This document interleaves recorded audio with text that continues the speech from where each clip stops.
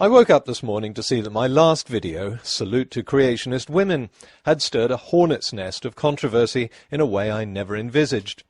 I did, of course, expect comments like this, which is why I was at pains to point out that I was not attacking women, just redressing the balance a bit, because so far nearly every Golden Crocoduck nominee has been a man. But that isn't representative of what dropped into the video forum. So let's start with this. Amina is one of the smart girls out there helping us other girls. Why do you even watch her videos? Well, I'm sure she is smart. I'm sure she's a lovely person, and I'd never heard of her until someone nominated her for the 2011 Golden Crocoduck. I watch all the videos that are nominated, and it struck me that this is only the second female nominee we've ever had. Since this is such a rare event, I thought it worth looking at other creationist women, and that's where the idea of a salute to creationist women came up.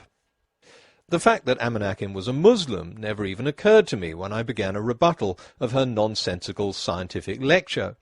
And it wouldn't have mattered anyway. Bad science is bad science, whether it comes from Muslims, Christians, Jews, flat earthers, expanding earthers, Republicans or Democrats. I simply laid into her unscientific claptrap in exactly the same way as I've laid into every other creationist preacher who misrepresents science in the public media. Basically, his theories had something to do with this idea that man became more and more intelligent, and as man did so, as man evolved, man became whiter and whiter. To me, the fact that she was a woman or a Muslim makes absolutely no difference. Why should it? But a lot of people who clearly didn't watch the video immediately began to foam at the mouth. You f***ing intolerant arsehole! How dare you make fun of an innocent girl just because she has her opinions and you don't agree? I don't see the point of this video. Oh, you're so awesome because you made fun of a girl on the internet. Well, then you wouldn't see the point of any of my videos on Golden Crocoduck nominees because I'm an equal opportunity scoffer. For the last 5 years, I've been making fun of creationist men. Grady, you're obviously able to look at the pictures from these scientific papers, but for some reason you can't read the captions. The problem the evolutionists have, though, folks, if we extrapolate backwards just as 20,000 years ago. How long? 20,000 years ago. 20 million? Not 20 million. 20 billion? Not 20 billion. 20,000 years ago, the heat produced by the magnetic field would have liquefied the Earth. Get the fuck out of here. That's just 20,000 years ago. And 1 million years ago, folks, get this, the magnetic field would have been so strong, it would have vaporized our planet. Vaporize the planet?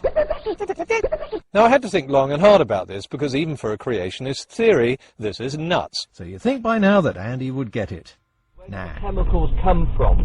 Where did the planets come from? How did the chemicals make all the planets? Well, Andy, if you can't be bothered to listen to the answer Aaron Ra gave you, then do what I suggest all clueless creationists do and check out the library room at your local primary school. I want to be kind to Kirk Cameron rather than suggest that half his brain must have been sucked out in a freak vacuuming accident. Occasion, I should find new life inside. You may smile at this. But as soon as a woman is the target, she's an innocent girl, and her scientific baloney apparently shouldn't be criticized. I don't hold back because of someone's gender or religion, and I don't see why she's any more innocent than Ken Ham, Peanut Butter Man, or Crocoduck Boy, who, like Amanakin, choose to preach science on the internet. Amanakin is an intelligent, thinking adult who chose, of her own free will, to publicly post a video teaching people that Darwin's theory is something about humans getting whiter as they became more intelligent. If another YouTuber like Nephilim Free had said the same thing, I would have torn into him in equal measure, and I'm sure I wouldn't have received a lot of messages about how he's just an innocent boy. And it's not Amanakin's opinions I disagree with. She's welcome to her opinions. I'm rebutting her claims about scientific facts. For example, that chemical reactions happen by chance. And I hope I showed very clearly that they don't. That's the whole point of doing these videos. It's just plain wrong saying abusive and hurtful things about one's religion. Oh, obviously I Love Geneva Lane didn't watch the video, but that's no surprise. Nothing in the video said anything abusive or hurtful about Islam, just as none of my other videos say anything hurtful or abusive about Christianity. What I go after are misleading scientific claims and the preachers who teach them.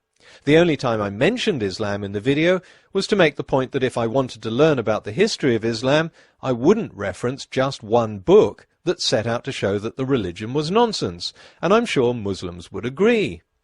We're allowed to believe whatever we want. I suggest the whiners watch the video before commenting, because you're beginning to sound a bit stupid. If you watched it, maybe you would have heard this. Of course, you can say that at the beginning of time, an invisible being dictated that this is how atoms should interact. Believe what you like, but the fact is that this is how chemicals do interact. Now, I really don't care what you believe. If you want to believe a deity made the universe, that's fine. But if you go on a public channel and misrepresent science, then expect to get rebutted. What right have I got to rebut you? The same right you have to put these videos out in the first place. No, and I don't need permission. If someone presumes to lecture others about science on YouTube, myself included, they can expect to have their videos copied and commented on. It's called fair use. Trying to shut this down is censorship. It's sad that a video about science that makes no criticism of Islam or religious belief should be made a pawn in a stupid religious war by people who didn't even watch it. Because once they start commenting, then we get fanatics on the other side spouting their own version of hatred and abuse. I've had to remove 2 posts from this video forum, and I don't think I've needed to remove that number so far this year from all of my other videos put together. But the gratuitous racist abuse they contained against Muslims shows just how extreme people get in trying to stir up anti-Muslim hatred. I was going to show the messages blanking out the profanities and the racial slurs, but they were so bad I couldn't even do that. Years ago I lived in Brazil and built a house in a favela in Salvador da Bahia. Like most of Brazil, it was a multiracial area. If one of my neighbours had to describe what someone looked like, they might say he was tall, fat or ugly, but they'd also describe his skin colour in some detail. A bit darker than me, he might say, about the same colour as Lucia.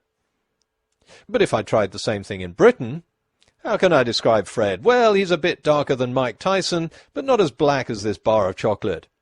Yeah, people would be outraged. It's not about being PC, it's just making the assumption of prejudice in sensitive areas like race and religion. In Britain I'd be branded a racist for describing someone's skin colour as a way of identifying him. In Brazil, skin colour is just another feature. I should be as free to criticise Amanak's science lecture as I am to criticise Ken Hovind's, Ken Ham's or Peanut Butter Man's. If you mistake this for an attack on Islam, sorry, but you're an idiot. And if you complain about it on the forum, which you have every right to do, you become a whiny idiot. Oh dear, you're going to misunderstand that, aren't you? I'll get comments like, "You're calling Muslims idiots." No, again, I'm not talking about religion.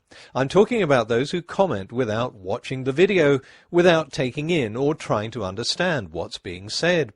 It's about those who foam at the mouth over an imaginary slight. Of course, I can understand where this sensitivity comes from. When there are other idiots on YouTube and public intolerance against Muslim beliefs is rampant, it's easy to retreat into a defensive posture and assume that a rebuttal of anything someone says is an attack on whatever religion she happens to hold. But learn to tell the difference. If you can't tell the difference, then that polarizing gap is never going to be bridged.